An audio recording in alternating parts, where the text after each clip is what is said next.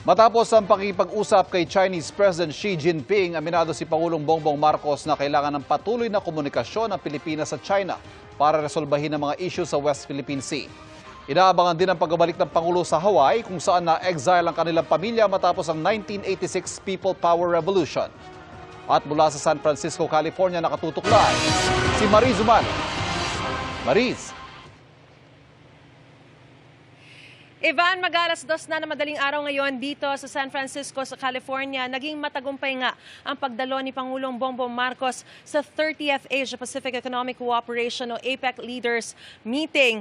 At kahit na tapos na ang summit na ito, ay mananatili pa ng ilang araw si Pangulong Bongbong Marcos dito sa Amerika para bisitahin ang Filipino community sa Los Angeles, sa California.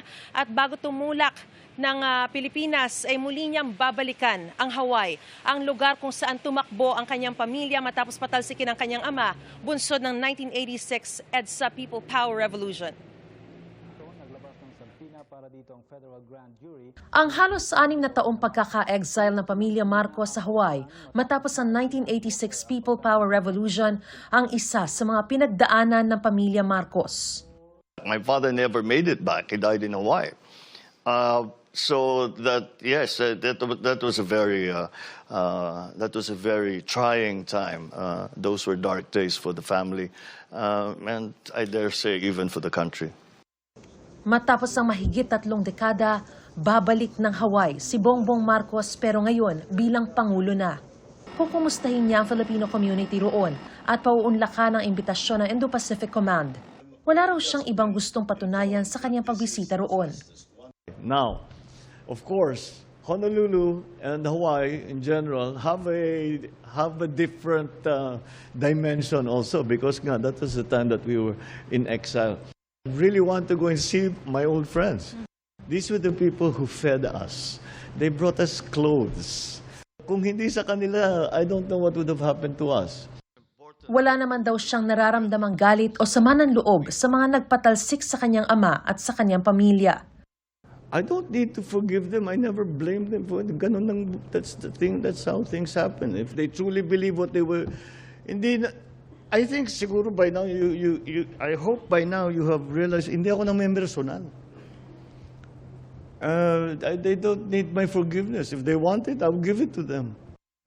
Bago ang biyahe ng Pangulo sa Hawaii, naganap ang hiling niyang makausap si Chinese President Xi Jinping sa sidelines ng APEC Leaders Meeting. Simply once again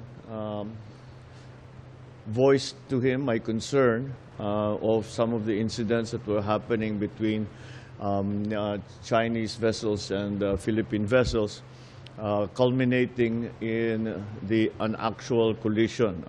Whenever this issue comes up, I always bring up the plight of our fishermen. Aminado ang dalawang lider na may problema talaga sa South China Sea, pero di raw ito ang dapat magdikta sa ugnayan ng dalawang bansa. We really should view this as a work in progress. It's a process. It is not. There's no one thing that we will do that will solve all the problems. We have to continue to communicate. Sa kapihan sa media, nilinaw ni Pangulong Bongbong Marcos na hindi niluwagan ang implementing rules and regulations ng Maharlika Investment Fund para lang mapaunlakan ang ilang mga opisyal.